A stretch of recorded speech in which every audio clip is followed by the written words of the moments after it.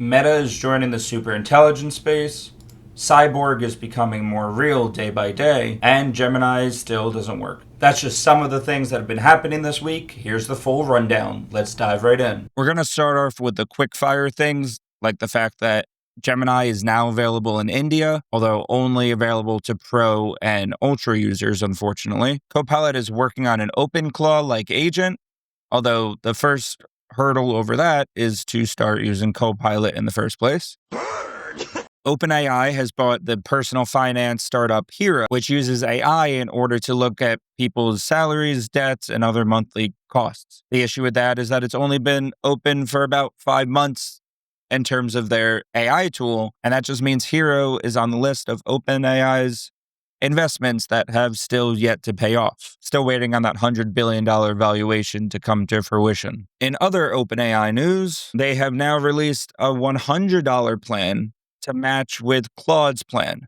I'm sure it has got nothing to do with the US government and them taking over from Claude and that deal that went sour. Nothing at all. But in this case, it's $100. It's 5 times as much as the Plus plan and will have 5 times more codecs. Quick maths. For a limited time, you can also get double the codecs as an incentive to get this plan. Zuckerberg is still hoping to work on his 3D animated characters and metaverse, as well as ignoring over 70 groups urging him to stop facial recognition because of stalkers and bad actors and sexual predators. Google has announced that Gemini will now be able to add skills to your workflow. So if you tell Google to do something on one site, you can save that prompt to do on another site. So let's say if I'm trying to get a recipe and I just want Google to give me the ingredients, is what it says it can do is it'll give me a prompt at the end that'll tell me that it can add this skill to its repertoire so that I don't have to ask it for ingredients every time I look up a recipe. Unfortunately, just like most things, AI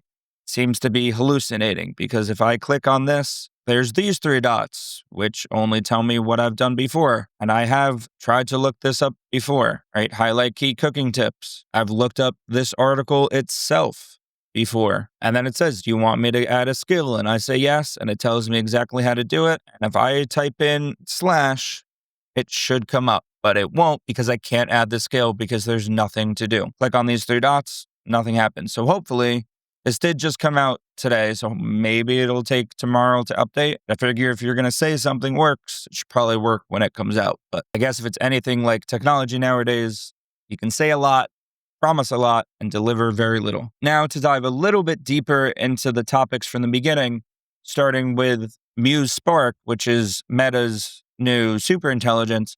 It seems to be pretty middle of the pack in just about everything. You got Opus, you got Gemini, you got GPT, you got Grok. It seems to be pretty middle of the pack, except for, I guess, figure reasoning and, I guess, open-ended health queries. Considering it's their first outing, it's not too bad. In further news, this one's actually very cool. I know Neuralink gets a bad rap, and I agree that sticking something into your brain is kind of iffy, but the promise of it and the idea of it is actually kind of cool. So we'll see where they go. I'm sure ethics won't play any part of this, but assuming that they are ethical and assuming that this actually works, it'll actually be kind of cool.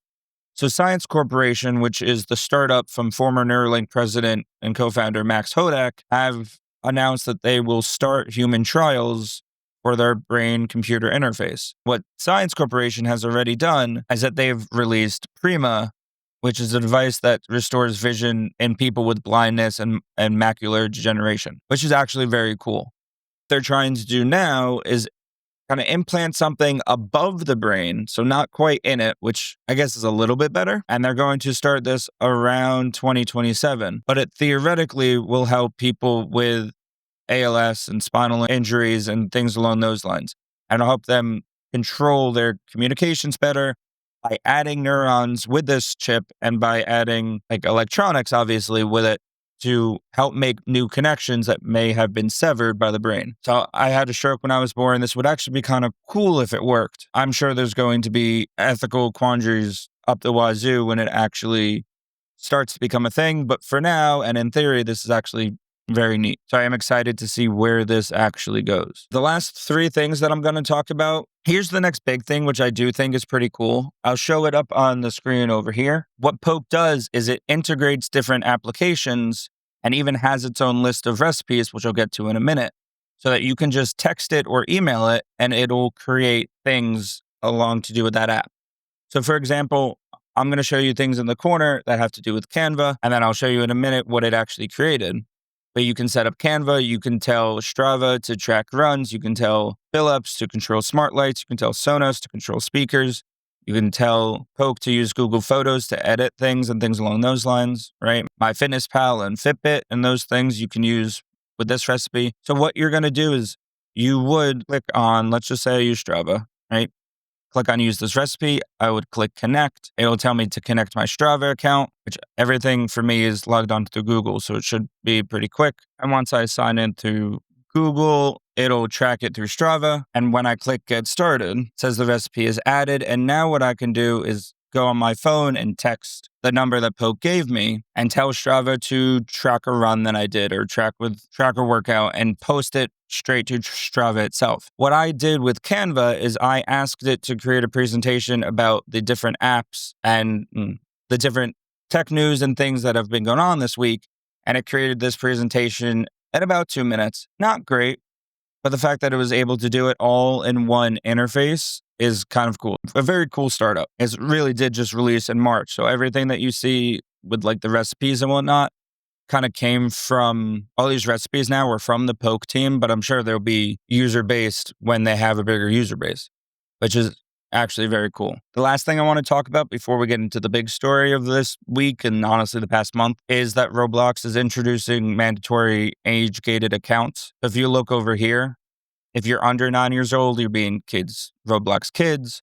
9 to 15, you have Roblox Select. And then over 16, you have just Roblox with very little parent controls. So you can see here, you can pause the video if you want to look at it. But if you're under 9 years old, you'll have minimal or mild content shown to you. Chat is off by default, although you can enable it with a parental account, things along those lines, and then a full suite of parental controls. When you're older, you get more moderate content. And when you're 16 or older, you get any content until you hit 18 and then you get the restricted stuff. It's a step in the right direction, although considering Roblox history in the past, Schlepp and Chris Hansen, it's not going to do very much at all. I think within 2 days of their age verification last time, people got around it. So I don't have much faith in this, but it's something at least. Now all Roblox has to do is not criminalize the vigilantes and people like Schlepp and actually let them help them in order to take down why this is such a big deal, right? The people that are making Roblox so unsafe for those in Roblox, but that might just be wishful thinking on my part. The last thing I do want to talk about, and I'm going to make this pretty brief considering that there's plenty of breakdowns on the internet. If you want to take a look, I'll leave some of my favorite videos on it, comments down below.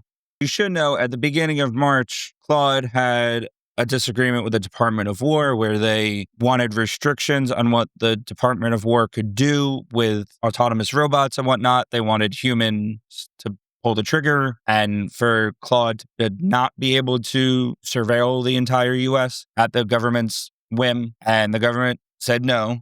And so Sam Altman came running in as the hero after siding with Claude and being like, oh, we'll just let you do whatever you want. Here you go. So it was a great thing for Claude. And Claude, a lot of people canceled their subscriptions and moved on with Claude. And it was all great. And then about 3 weeks later, at the end of March, they got their source code somehow released with a 60 megabyte map file, which was very unfortunate timing. Kind of halted everything in their tracks and they became more open than OpenAI itself, which is insane. So they had that whole debacle where they had their source code released and people were trying to get their source code out so that everybody can use it. It accidentally made its way to the public internet platforms and GitHub and things along those lines with just an NPM file. And then Anthropic came out and blamed human error and saying that it was working on a fix. But at that point, it was already all over the place. The fact that this company is touting its security and then releases a file accidentally that exposes their whole Claude interface and backlogs and everything seems to be a little bit of an issue. And then barely a week later, they released Claude Mythic, which sounds great on paper, and it actually was kind of cool with Project Glasswing, where it found a bunch of security issues with like FFmpeg that's 16 years old. Bugs were missed millions of times. It sounded really awesome. And then they released a statement saying, no, it's too powerful. Nobody gets to use it except for probably us and the government. Seems like Anthropic blew a like generational opportunity in a matter of 1 month. They went from kind of middle of the road. They had some decent like Subaru commercials and those lines, and then just completely shattered with all this going on between the leaks and then them not allowing you to actually use Project Mythos at all because it's too powerful. They released this entire paper saying all of its capabilities and everything that's amazing about it and how many bugs they were able to find and everything along those lines. I will leave it in the comments down below because it is cool what they found. And then they're just like, oh wait, it's too powerful. Sorry, can't use it. Too bad. So hopefully they'll go back on that. But as of now, it doesn't quite look like they are going to do that anytime soon. But like I said, I'll leave all these links in the video description. So if you want to check them out yourself, about all the news that we went over today, as well as some more in-depth videos about Anthropic's leaks and their deals with the government and Mythos. If you like this video and want to see more, make sure you comment, like, and subscribe. And let me know what you'd rather see. I have a whole bunch of variety on this content. I did just hit 1,000 subscribers, which I love. And I am looking forward to doing more things outside of just Canva. I do like tech. I do like personal stories. I released a couple of them about Jim Abbott, and I released one about Kyle Maynard. And if you like those types of stories, let me know also, and let me know what you would like to see next. Other than that, you have a great day, and I'll catch you later.